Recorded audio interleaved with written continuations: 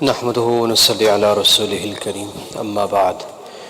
One para was read today, the last half of the 16 juz, that is Surah Taha, and the first half of the 17 juz, that is Surah Al-Anbiya. Both surahs were read completely. Yesterday we mentioned that the pagans of Makkah asked three questions to Rasulullah sallallahu alaihi wasallam. One was regarding the youngsters in the cave, and the other one was regarding Ruh, what is the reality of the soul, and the third one was regarding Zil Qarnayn. So though this was recited yesterday, but we are going to go through it a little bit over it today inshallah. जो हजरात पीछे हैं वो अगर दरवाज़ा बंद कर दें.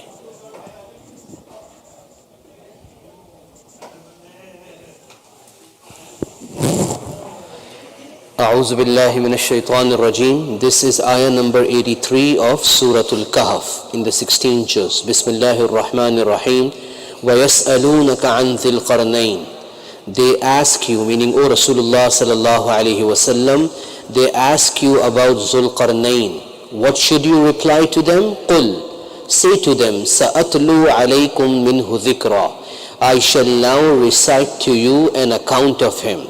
So I would now tell you about him, and by using the word minhu dhikra, the ulama say Allah subhanahu wa ta'ala is telling us, and this is the format of the Quran as we mentioned before also, Allah doesn't mention the whole story. Allah only mentions the lessons or the morals that are beneficial for us or for the people until the day of judgment. That much part of the story is mentioned. So it doesn't say, the Quran doesn't tell us where was he from, where was he born, who was his family. Nothing is mentioned in the Quran. Only the incidents that should be a source of lesson for us, Allah mentions it here. Zul Qarnayn is translated as a person with two horns. Qarn means horns in Arabic. First of all, Allah does not give him this name. It is the Jews that gave him this name.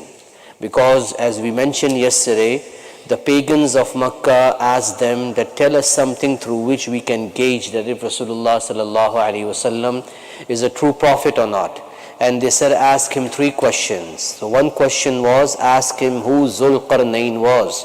So Allah just narrates this conversation. The name was in fact given by the Jews, the person with two horns. So what does it mean? Ibn Kasir rahimahullah, the famous mufassir of the Quran, says it's either one of the three reasons. I can't recall one right now. Two are in my mind. One is he had two curly locks of hair. He had long hair. One on this side, one on this side. So as if he had two horns.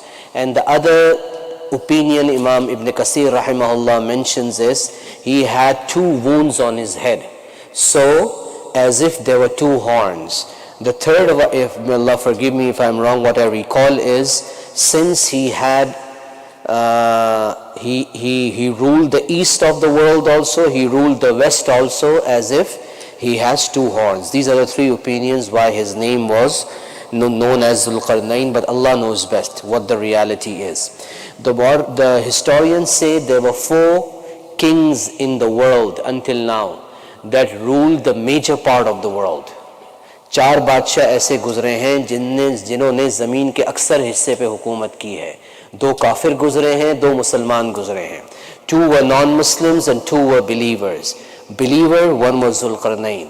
Some people mix him up with Alexander the Great. Ibn Kasir rahimahullah says he is not Alexander the Great because he wasn't a Muslim. He was a kafir. He was a fire worshipper. And Zul Qarnayn was a believer in Allah subhanahu wa ta'ala. And two of the non-Muslims, one was Alexander, and the other once again I'm missing it right now. So the historians say there were four rulers altogether, and Allah gave him kingdom to the extreme west of the world, to the extreme east of the world, and to the extreme north of the world. We are going to read right now how far did he go. Okay. إِنَّا مَكَّنَّا لَهُ فِي الْأَرْضِ وَآتَيْنَاهُ مِنْ كُلِّ شَيْءٍ سَبَبًا. Surely we gave him power on earth and gave him means to have everything he needs. Whatever he needed, Allah gave him the resources and he utilized it.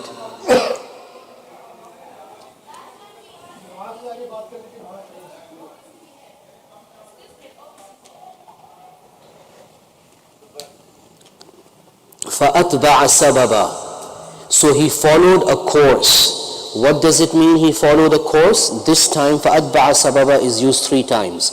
So the first time he went towards the west. حَتَّى إِذَا بَلَغَ مَغْرِبَ الشَّمْسِ. Until when he reached the point of the sunset. Where does the sun set? In the east or the west? In the west. So he went to the extreme west. وَجَدَهَا تَغْرُبُ فِي عَيْنٍ حَمِئَةٍ. He found it setting into a miry spring. What does it mean, a miry spring? The Mufassirin say he went to the extreme west where the last population was. After that there was no population. So as if the sun was setting in a miry spring. وَوَجَدَ عِنْدَهَا قَوْمًا. And found the people near it. قُلْنَا يَا ذَا الْقَرْنَيْنِ. Allah is saying, we said, O Zulqarnain, either punish them, إِمَّا أَن تُعَذِّبَ وَإِمَّا أَن تَتَّخِذَ فِيهِمْ حُسْنًا. Either punish them or adopt good behavior with them. قال, he said, أَمَّا مَنْ ظَلَمَ فَسَوْفَ نُعَذِّبُهُ ثُمَّ يُرَدُّ إِلَى رَبِّهِ فَيُعَذِّبُهُ عَذَابًا نُكْرًا. As for him who does wrong, we shall punish him. Then he will be sent back to his Lord, and he will punish him also with a severe punishment.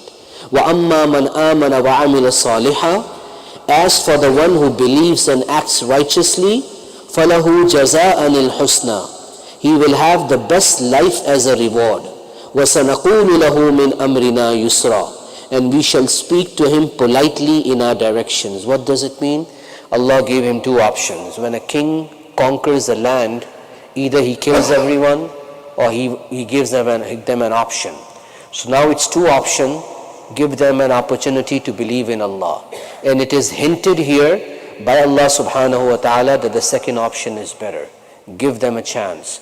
So Zulqarnain gave them a chance. Whoever accepted the da'wah towards Allah subhanahu wa ta'ala, he allowed them to live. Whoever rebelled, whoever did not follow the da'wah, then sure he fought them. This is the meaning of this.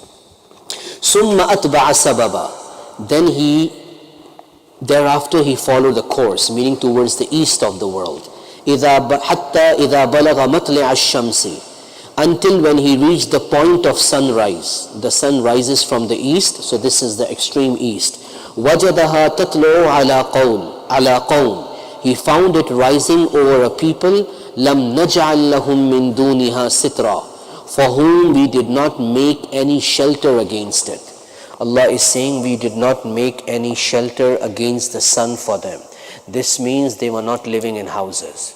They were not living in tents, they were in the open. For whatever reason, they were uncivilized, they were savage, they were living under the open sky, so when the sun used to come, it would be on their heads. كَذَلِكَ وَقَدْ أَحَطْنَا بِمَا لَدَيْهِ خُبْرًا. Thus it was, and our knowledge fully comprehends whatever wealth and equipment he had with him. ثُمَّ أَتْبَعَ سَبَبًا. This is the 3rd time this word sentence is used. Thereafter he followed a course, meaning to the extreme north. حَتَّى إِذَا بَلَغَ بَيْنَ السَّدَّيْنِ. Until when he reached between the 2 mountains. وَجَدَ مِن دُونِهِمَا قَوْمًا. He found by the 2 mountains a people who were almost unable to understand anything said. لَا يَكَادُونَ يَفْقَهُونَ قَوْلًا. قَالُوا يَا ذَا الْقَرْنَيْنِ. What did they say to him? They said, O Zulqarnain, إِنَّ يَأْجُوجَ وَمَأْجُوجَ. Indeed, Gog and Magog, what we say Yajuj, Majuj in Arabic, مُفْسِدُونَ فِي الْأَرْضِ, are mischief makers on earth. فَهَلْ نَجْعَلُ لَكَ خَرْجًا أَن تَجْعَلَ بَيْنَنَا وَبَيْنَهُمْ سَدًّا. So should we assign a tax for you on the condition that you make a barrier between us and them? What was the reply? قَالَ مَا مَكَّنِّي فِيهِ رَبِّي خَيْرٌ. He said, what my Lord has already given in my control is better enough for me than the tax you are offering me. فَأَعِينُونِي. So help me. بِقُوَّةٍ. Only with some manpower. أَجْعَلْ بَيْنَكُمْ وَبَيْنَهُمْ رَدْمًا. And I shall make a rampart, meaning a wall between you and them. آتوني زبر الحديد. Bring me big pieces of iron. حتى إذا ساوى بين الصدفين. Until when he leveled up the gap between the 2 cliffs. قال انفخوا. He said blow. حتى إذا جعله نار. They complied until when he made it like fire. قال آتوني أفرغ عليه قطرة, bring me molten copper and I will pour it upon this. I'll end up in a couple of minutes. فما استطاعوا أن يظهروه وما استطاعوا له نقبا. So they, Yajuj, Majuj, were not able to climb over it, nor they were able to make a hole in it. Neither they could climb, nor they could drill. قال هذا رحمة من ربي. He said, this is rahmah, mercy from my Lord.